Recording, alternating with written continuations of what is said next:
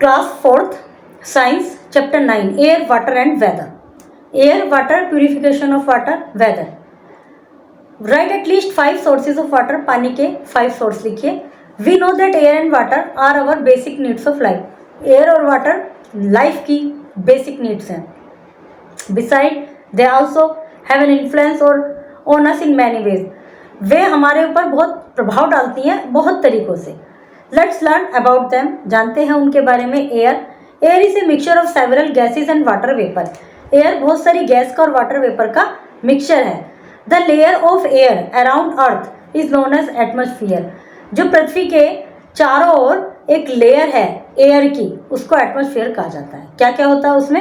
Air contains 78% nitrogen, 21% oxygen and small amount of carbon dioxide, hydrogen and other gases. ये सब होती हैं air में।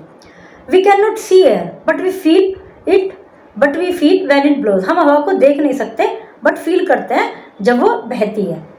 मतलब एयर हम देख नहीं सकते, फील भी नहीं करें, तब भी हमारे चारों ओर विद्यमान है। The moving air is called wind. जो चलती हुई हवा है उसको विंड कहते हैं। Gently blowing air is called breeze. बड़ी आराम से धीरे धीरे बहती हुआ breeze. Whereas strongly moving air is known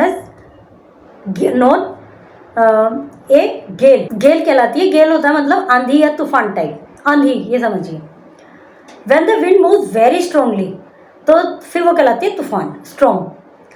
bridge are of 2 type. 2 तरह की ब्रीज होती हैं, sea breeze, land breeze. Sea breeze during day time land gets heated.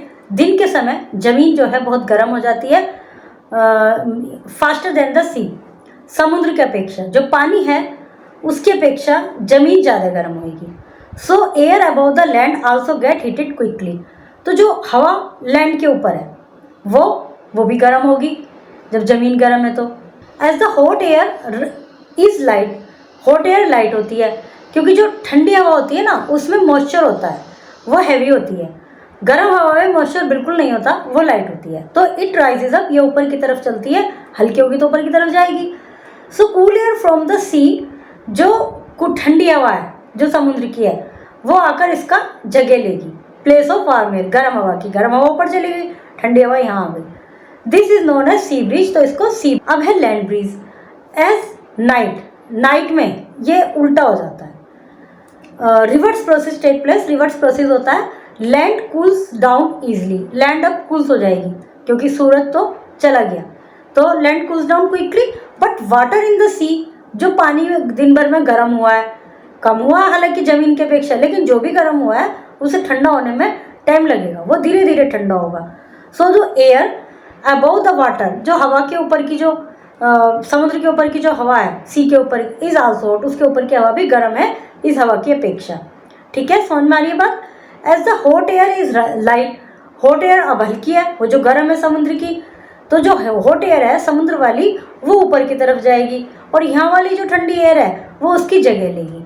तो ये वार्म एयर की जगह ऑक्यूपाई कर लेगी। तो ये वाली जो ये कहलाती है land breeze. Water about 3/4 of the earth is covered with water. It exist in the 3 forms namely snow, water and water vapour.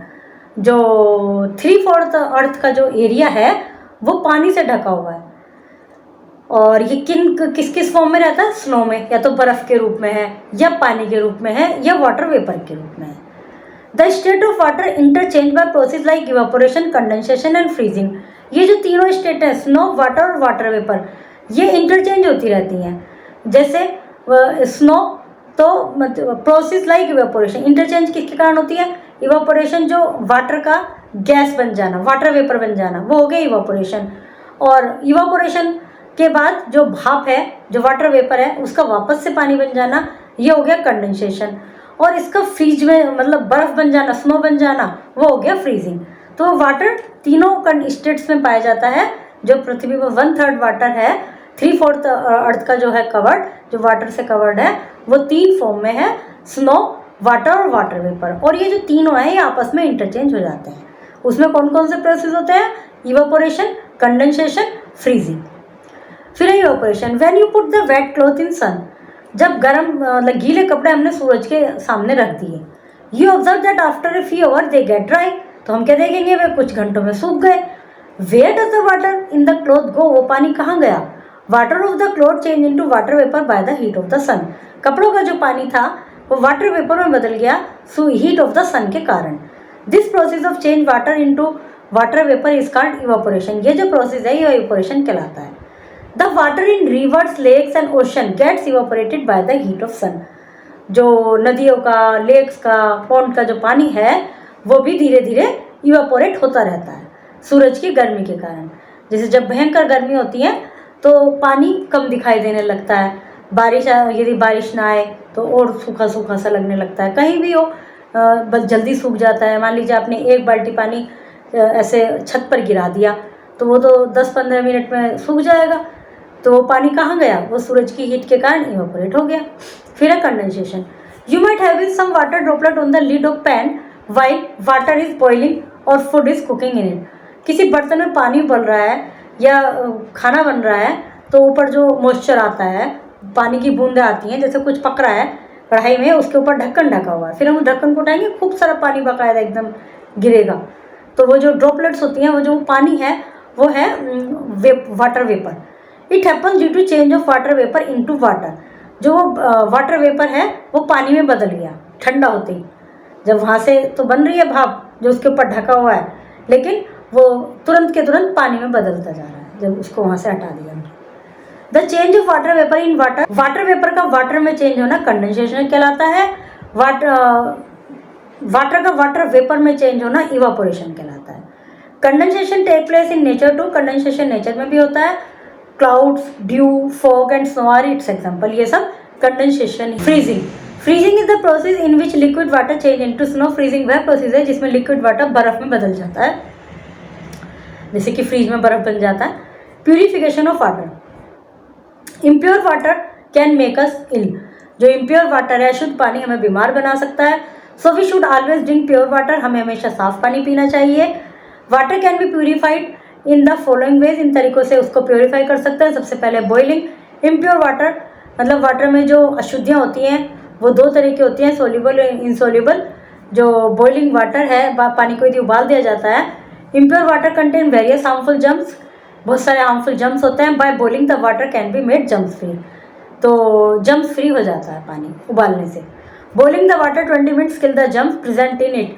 पानी को उबालने से जो उसकी 20 मिनट तक उबालने से उसके जर्म्स मर जाते हैं। Sedimentation and decantation, the process is used to purify the water containing insoluble impurities. अभी जैसे हमने बताया था कि सॉल्युबल और दो तरह की होती हैं।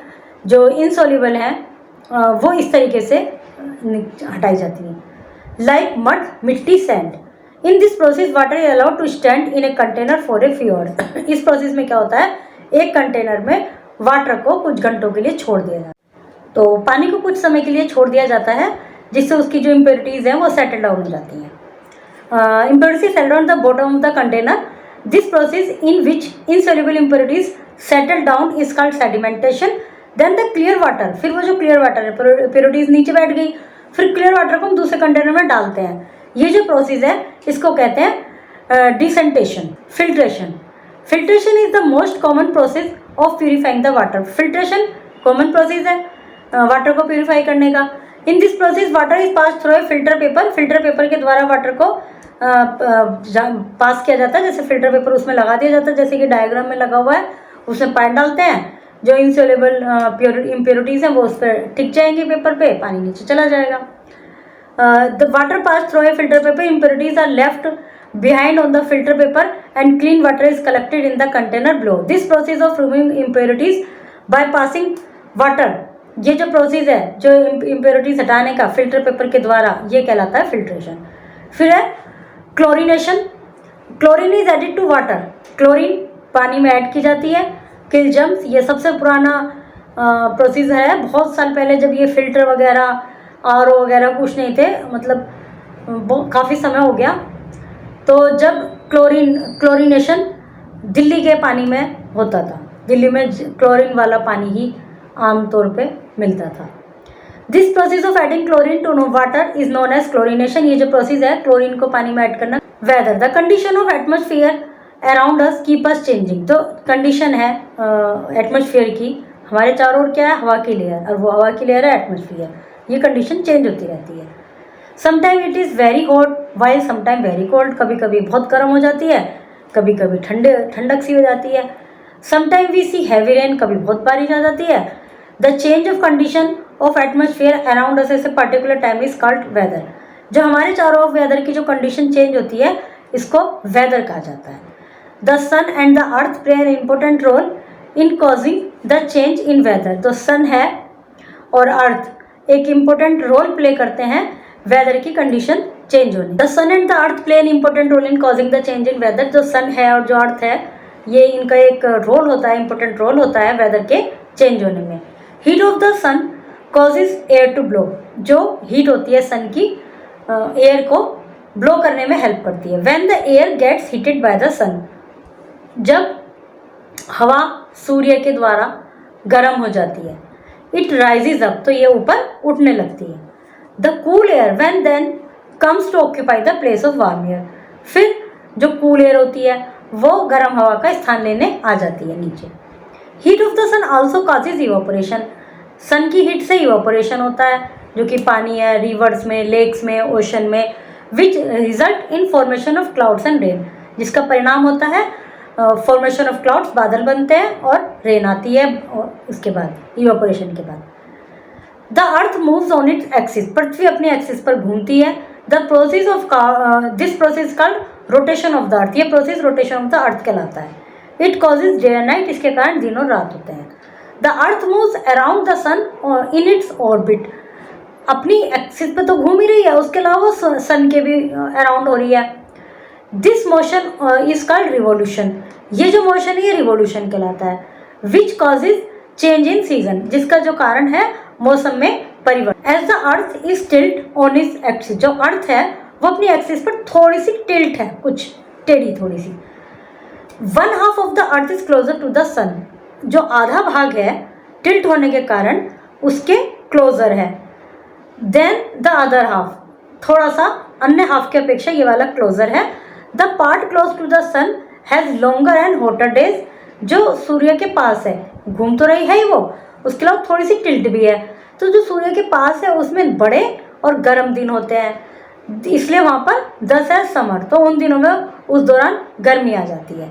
The part away from the sun. अब वो जो दूसरे वाला पार्ट है जो सन से दूर है, वहाँ पे शॉर्टर है और कोल्डर है और वहाँ पर विंटर होती है। जब वो घूमते घूमते दूसरे उसमें आ जाएगी तो जहाँ सर्दी थी वहाँ गर्मी हो जाएगी, जहाँ गर्मी थी वहाँ सर्दी। उसके अलावा कुछ एरियाज ऐसे होते हैं जहाँ पर सन की रेज स्लैंटिंग पड़ती हैं, तो वहाँ पर गर्मी होती नहीं है।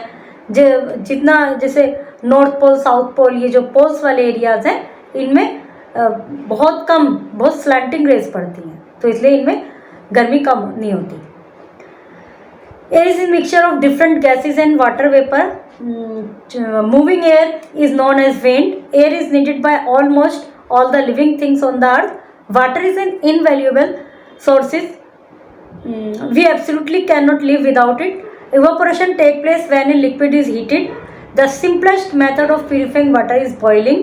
Chlorination, method of purifying water by adding chlorine. Chlorination, पानी को प्यूरिफाई करना क्लोरीन ऐड करके। Filtration, method of cleaning water by using filter paper. Filtration होता है फिल्टर पेपर के द्वारा पानी को प्योर करना।